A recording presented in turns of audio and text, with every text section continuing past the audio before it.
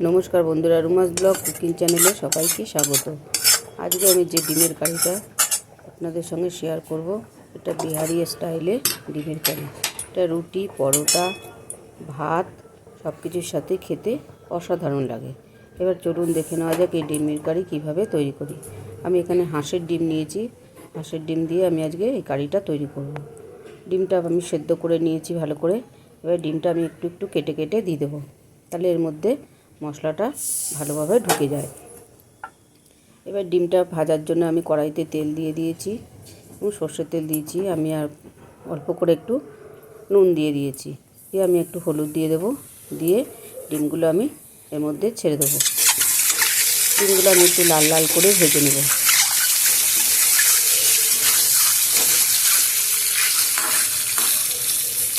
ডিমটা একটু যতক্ষণ না একটু লালচে রঙ আসে ততক্ষণ আমি ভাজবো। ডিমটা আমার ভেজে নেওয়া হয়ে গেছে। দেখুন আমি ডিমটা একটা অন্য প্লেটের মধ্যে তুলে রেখে দেবো।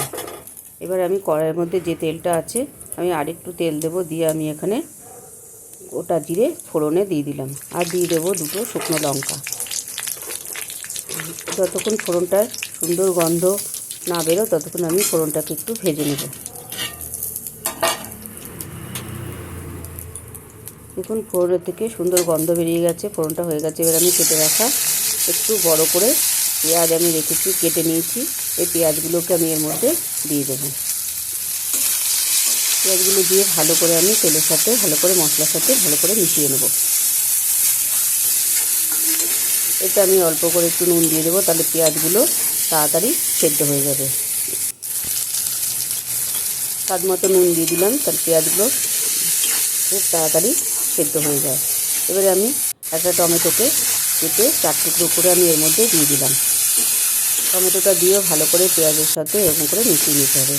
এরপরে আমি গোটা দুটো রসুন আমি এর মধ্যে দিয়ে দিলাম। আর রসুনটা ভালো করে ধুয়ে নিয়েছি, ধুয়ে আমি এর মধ্যে দিয়ে দিয়েছি। এইভাবে ডিমের কারি করলে ডিমের কারিটা খেতে খুবই ভালো লাগে। এবার এতে পরিমাণ মতন হলুদ দিয়ে দেবো। হলুদটা দিয়ে আমি ভালো করে নেড়ে চেড়ে পেঁয়াজের সঙ্গে মিশিয়ে নেব। আর বেটে রাখা কাঁচা লঙ্কা আদা রসুন সব পেস্ট আমি করে রেখেছিলাম, সেই পেস্টটা আমি এর মধ্যে দিয়ে দিলাম। দিয়ে ভালো করে আমি সমস্ত কিছু দিয়ে ভালো করে পেঁয়াজের সঙ্গে মিশিয়ে দিলাম। এইভাবে মিশিয়ে নিতে হবে। এবার এতে আমি 1 চামচি মতন জিরে গুঁড়ো আর 1 চামচি মতন ধনে গুঁড়ো আর দিয়ে দিলাম কাশ্মীরি লাল লঙ্কা। আমি এটা কালারের জন্য লঙ্কার গুঁড়োটা দিয়েছি, যেহেতু আমি আগে কাঁচা লঙ্কা এতে ব্যবহার করেছি, সেই জন্য আমি একটু কালারের জন্য আমি লাল লঙ্কার গুঁড়োটা দিয়েছি।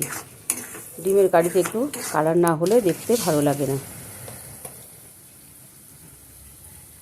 আমি স্বাদ মতন একটু চিনি দিয়ে দিলাম, দিয়ে ভালো করে দিয়ে চিনিটা দিয়েও ভালো করে এর মধ্যে আমি মিশিয়ে নেব। আমি এতে অল্প করে একটু জল দিয়ে দিলাম, নাহলে মশলাটা পুড়ে উঠবে। সেই জন্য আমি অল্প করে এতে জল দিয়ে দিলাম। এবারে ততক্ষণ কষাবো যতক্ষণ না মশলা থেকে তেল ছাড়ে। দেখুন মশলা থেকে তেলটা ছেড়ে এসছে। এবারে আমি ভেজে রাখা ডিমগুলো আমি এর মধ্যে দিয়ে দিলাম, দিয়ে ভালো করে আমি মশলার সাথে ডিমগুলো ভালো করে মিশিয়ে নেব।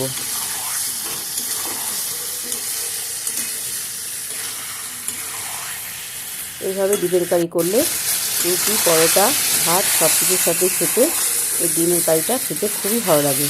আমি কয়েকটা গোটা চেরা কাঁচা লঙ্কা আমি এর মধ্যে দিয়ে দিলাম। এবার আমি এতে অল্প পরিমাণে একটু জল দেব, যাতে রসুনটা ভালো করে সেদ্ধ হয়ে যায়। বন্ধুরা এই রেসিপিটি যদি ভালো লাগে লাইক করবেন, শেয়ার করবেন, কমেন্ট করবেন, প্লিজ চ্যানেলটাকে সাবস্ক্রাইব করবেন। এবার একটু ধনেপাতা আমি এর মধ্যে দিয়ে দেবো।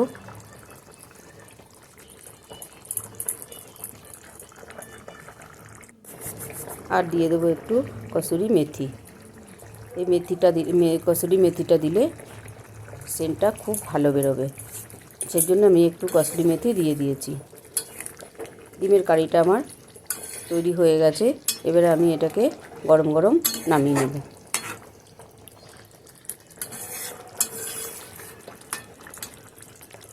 তৈরি হয়ে গেল আমার ডিমের কারি।